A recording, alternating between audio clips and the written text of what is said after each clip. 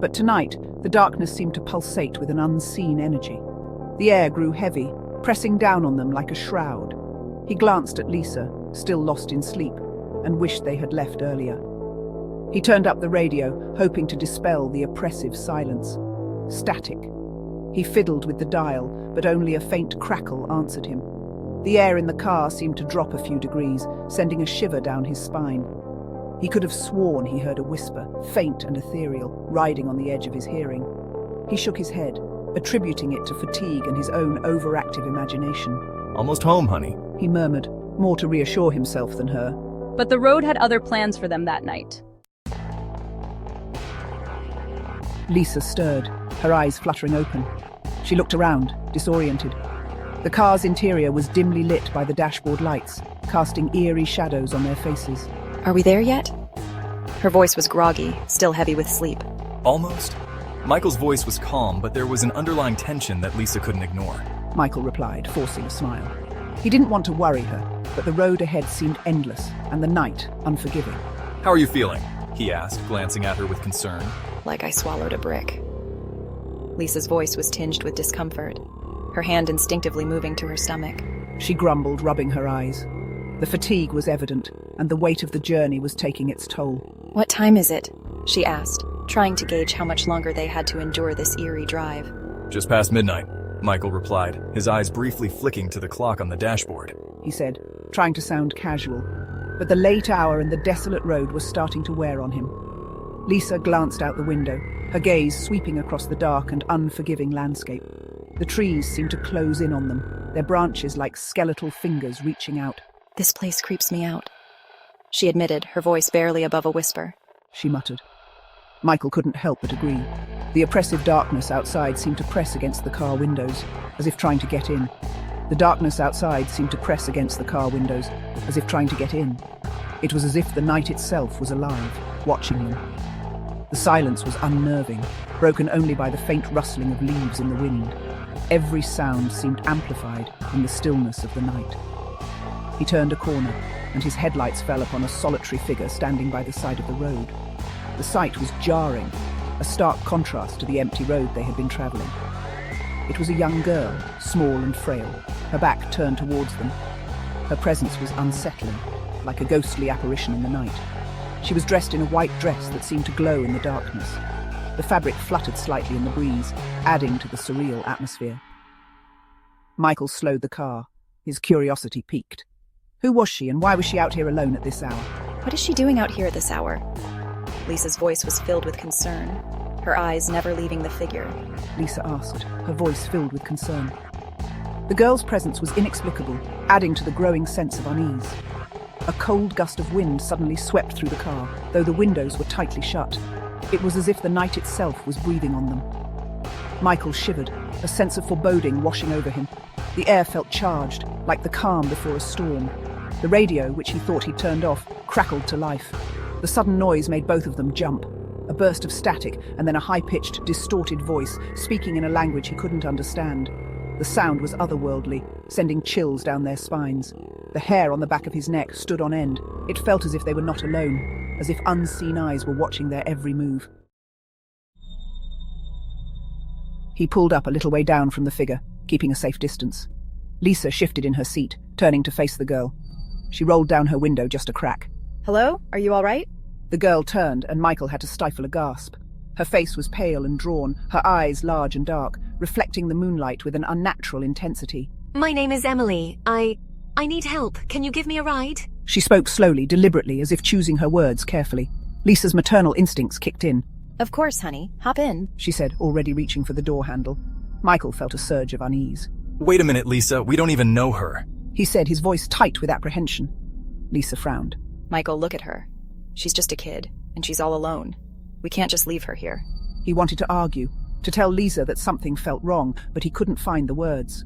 The girl, Emily, was staring at Lisa with those large, pleading eyes, and for a moment, Michael felt a chill run down his spine. He couldn't shake off the feeling that something was terribly wrong. "Fine, but get in the back, okay?" He sighed, his voice heavy with resignation. Emily shuffled towards the car, her movements stiff and unnatural. The night was eerily silent. the only sound being the crunch of gravel under her feet. The moonlight cast long, haunting shadows that seemed to dance around her, adding to the unsettling atmosphere. I watched her in the rearview mirror, my apprehension growing with each passing second. Her face was pale, almost ghostly, and her eyes seemed to be void of any warmth or familiarity. It was as if I was looking at a stranger, someone I had never met before. As Emily climbed into the back seat, the temperature inside the car plummeted. It was as if she brought the chill of the night with her, a cold that seeped into our bones and made us shiver involuntarily. It's freezing back here, Lisa said, her voice trembling slightly. She wrapped her arms around herself, trying to ward off the cold that seemed to emanate from Emily.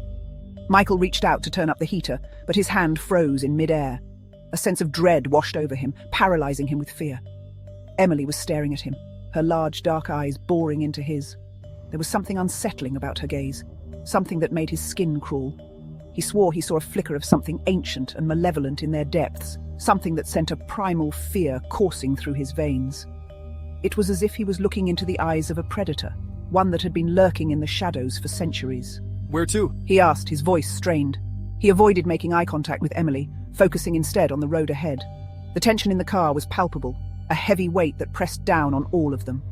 Emily pointed a pale finger towards a narrow dirt road that branched off from the highway. It was barely visible in the darkness, swallowed by the looming shadows of the forest that lined the road. The trees seemed to close in around them, their gnarled branches reaching out like skeletal hands. It was barely visible in the darkness, swallowed by the looming shadows of the forest that lined the road. The path ahead was foreboding, a winding trail that seemed to lead into the heart of darkness itself. That way. She whispered, her voice barely audible. Michael hesitated. The road ahead looked treacherous, and every instinct told him to turn back. "There's nothing down there but woods," he said, his voice tight with unease. The thought of driving into the unknown, into the depths of the forest, filled him with a sense of dread. Please, it's important. Emily whispered, her voice taking on a pleading tone. Lisa placed a reassuring hand on Michael's arm. Her touch was warm, a stark contrast to the cold that seemed to radiate from Emily. It's okay, honey. Let's just see where she needs to go. Michael wanted to protest, to turn the car around and drive away as fast as he could. But Lisa's touch and her unwavering compassion disarmed him. He sighed, knowing he couldn't refuse her. The forest seemed to close in around them as they drove deeper into the darkness, the trees forming a tunnel that swallowed the light from their headlights. He slowly steered the car onto the dirt road, the headlights cutting through the darkness, illuminating the dense undergrowth that clawed at the sides of the car. The path was narrow and winding, and every turn seemed to lead them further into the unknown. The silence was oppressive, broken only by the crunch of gravel under the tires and the occasional rustle of leaves in the wind. Michael's grip on the steering wheel tightened, his knuckles white with tension. He couldn't shake the feeling that they were being watched, that something was lurking in the shadows, waiting for the right moment to strike. The car bumped and rattled along the uneven road, the trees closing in overhead, blocking out what little moonlight there was. The night seemed to grow darker with each passing moment, the shadows lengthening and deepening, as if the forest itself was alive and intent on swallowing them whole.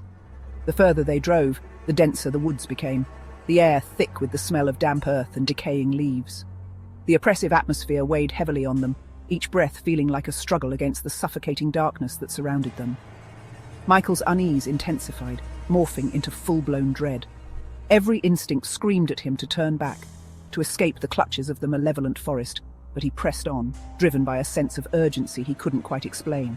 He could feel Emily's gaze on the back of his neck, cold and calculating, like a predator sizing up its prey. Her presence was unnerving, a constant reminder that something was terribly wrong. Almost there. Emily whispered, her voice closer now, right behind Michael's ear. He flinched, his heart pounding against his ribs. The whisper seemed to echo in the confined space of the car, amplifying the terror that gripped him. He could feel a cold, clammy hand on his shoulder, and he gasped, his entire body tensing. The touch was icy, sending shivers down his spine, and he knew that whatever was behind him was not Emily. He dared not turn around, paralyzed by fear. The thought of facing the unknown horror that lurked behind him was too much to bear. Lisa, too, seemed to sense the shift in the atmosphere. Her hand tightened on his arm, her eyes wide with apprehension. She could feel the malevolent presence that had invaded their car, and her fear mirrored Michael's own. Emily, are you all right? She asked, her voice small and uncertain. A low, guttural growl erupted from behind them, a sound that had no place coming from a human throat.